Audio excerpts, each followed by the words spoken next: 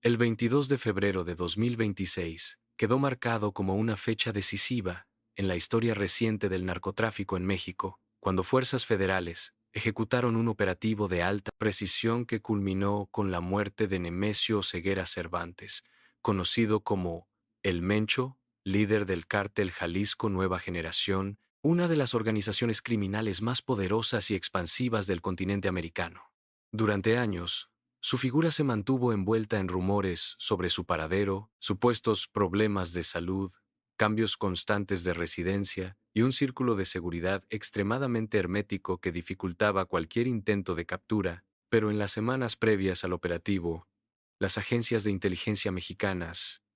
en coordinación con organismos internacionales, habrían intensificado el monitoreo de comunicaciones, movimientos financieros y redes de protección territorial, construyendo un mapa más claro de su entorno inmediato y de los espacios donde se desplazaba con mayor frecuencia, particularmente en zonas montañosas de Jalisco que históricamente habían servido como bastión estratégico para su organización, según la información oficial difundida posteriormente. El despliegue incluyó elementos del Ejército Mexicano, la Guardia Nacional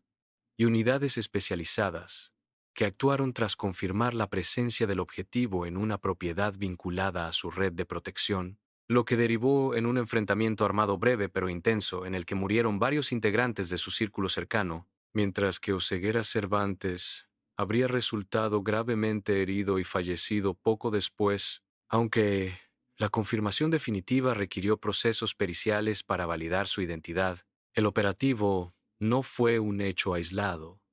sino el punto culminante de una presión acumulada durante años, en los que su nombre figuraba entre los más buscados por autoridades mexicanas y estadounidenses, con recompensas millonarias ofrecidas por información que condujera a su captura, y su muerte representó un golpe simbólico de gran magnitud para una organización que había construido una reputación de expansión agresiva y capacidad de respuesta violenta ante cualquier amenaza institucional. En los días previos al operativo, fuentes cercanas a investigaciones de seguridad señalaron que el líder del CJNG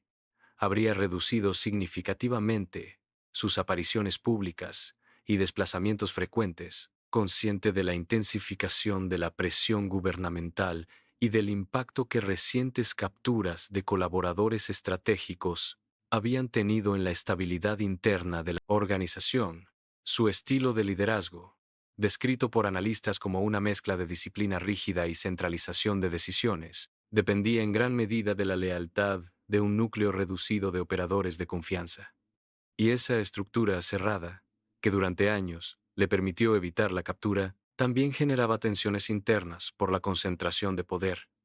especialmente en un contexto donde la organización diversificaba actividades y expandía presencia internacional. Se ha documentado que el CJNG no solo operaba en el tráfico de drogas hacia Estados Unidos y otras regiones, sino que también había incursionado en redes de lavado de dinero mediante negocios aparentemente legales, incluyendo empresas inmobiliarias, agroindustriales, comerciales y de transporte. Estructuras que facilitaban la circulación de capital y la adquisición de activos que daban apariencia de legalidad a recursos ilícitos, y este entramado empresarial fue clave para sostener la magnitud operativa del grupo, permitiéndole financiar logística, reclutamiento y expansión territorial, aunque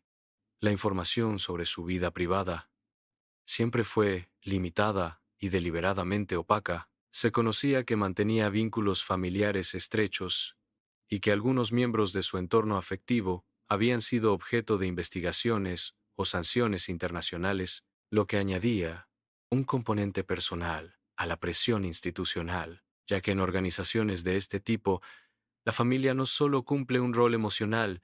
sino también estratégico en términos de confianza y administración de recursos. La mañana del operativo estuvo marcada por un despliegue coordinado que buscaba minimizar daños colaterales y evitar enfrentamientos prolongados en zonas pobladas, una lección aprendida tras episodios anteriores donde intentos de captura de líderes criminales derivaron en bloqueos masivos y actos de violencia urbana. Aún así, tras difundirse la noticia de su abatimiento, se registraron bloqueos carreteros con vehículos incendiados y alteraciones al orden en distintas localidades de Jalisco y estados cercanos, lo que evidenció la capacidad de reacción inmediata de células afines al CJNG, aunque las autoridades lograron contener la situación en cuestión de horas mediante presencia reforzada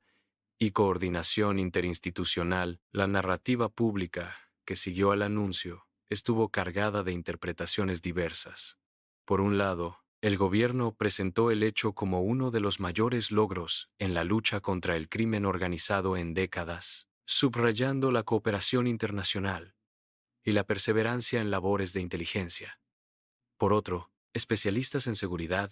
advirtieron que la desaparición de un líder no implica la disolución automática de la estructura, pues estas organizaciones tienden a fragmentarse o reconfigurarse bajo nuevos mandos, generando posibles disputas internas por el control de territorios y negocios, lo que podría traducirse en episodios de violencia en el corto plazo. En ese sentido, la muerte de El Mencho planteó interrogantes sobre quién asumiría el liderazgo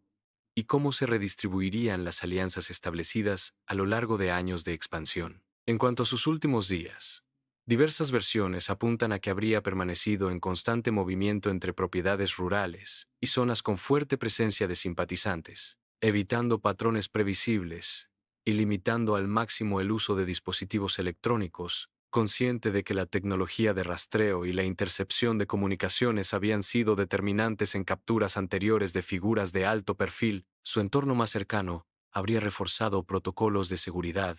restringiendo el acceso a información sensible y reduciendo reuniones presenciales para minimizar riesgos, lo que sugiere un periodo de cautela extrema y posible anticipación de un desenlace inminente. Algunos analistas interpretan que la presión acumulada, las sanciones financieras internacionales y la detención de familiares y colaboradores pudieron haber reducido su margen de maniobra, debilitando redes de protección que durante años habían funcionado con eficacia. Pese a la imagen pública de liderazgo férreo, los expertos señalan que ningún dirigente de este nivel opera en aislamiento absoluto y que la estabilidad depende de equilibrios internos delicados, donde la lealtad se sostiene tanto por incentivos económicos como por temor. Un equilibrio que puede resquebrajarse bajo presión constante. El componente empresarial de la organización fue, sin duda, uno de los pilares que sostuvo su poder durante tanto tiempo. La diversificación en negocios legales permitió absorber recursos, invertir en infraestructura y crear una red de intereses que extendía su influencia más allá del ámbito estrictamente criminal, involucrando sectores económicos formales que en ocasiones operaban sin conocimiento pleno del origen de ciertos capitales. Esta dimensión financiera convirtió al CJNG en una estructura compleja con capacidad de adaptación, capaz de modificar rutas y actividades según las condiciones del mercado y la presión institucional, lo que dificultó estrategias tradicionales basadas únicamente en operativos de fuerza. Al mismo tiempo, la exposición mediática creciente de su figura generó un mito que oscilaba entre el temor y la especulación, alimentado por corridos, rumores y reportajes, que amplificaban su imagen como líder casi inaccesible, un fenómeno que refleja cómo la cultura popular puede contribuir a la construcción simbólica de figuras criminales, aun cuando la realidad está marcada por violencia y consecuencias devastadoras para comunidades enteras. Tras su muerte, el debate se centró en el futuro de la organización y en la efectividad de las políticas de seguridad. Algunos sostienen que la eliminación de líderes visibles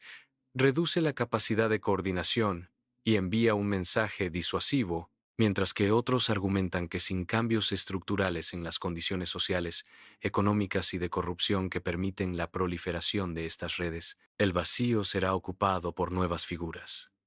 La historia del narcotráfico en México muestra que cada caída importante suele ser seguida por procesos de reorganización, donde antiguos aliados compiten por el control o surgen nuevos actores que buscan capitalizar la fragmentación. En este contexto, la muerte de El Mencho representa tanto un cierre como un punto de transición. Un episodio que evidencia la persistencia del Estado en perseguir objetivos de alto perfil, pero también la complejidad de erradicar estructuras que han evolucionado durante décadas. En última instancia, el operativo que terminó con la vida de Nemesio Oseguera Cervantes simboliza la culminación de una larga persecución y la confrontación directa entre una organización criminal transnacional y el aparato estatal. Sus últimos días, marcados por cautela, desplazamientos discretos y un entorno reducido de confianza, contrastan con la magnitud de la red que dirigió, una red que combinaba actividades ilícitas con entramados empresariales diseñados para sostener y expandir su influencia. La repercusión inmediata, tanto en términos de seguridad como de narrativa pública, demuestra que la figura del líder concentra expectativas y temores que van más allá de la persona. Encarnando un fenómeno estructural que involucra economía, cultura y política, su muerte no borra los años de violencia asociados a la organización ni resuelve automáticamente los desafíos que enfrenta el país en materia de seguridad, pero sí marca un capítulo relevante en la evolución de la confrontación entre Estado y crimen organizado, dejando abierta la pregunta sobre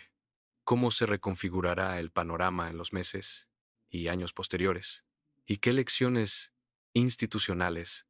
se extraerán de un operativo que puso fin a una de las búsquedas más prolongadas y mediáticas en la historia reciente de México.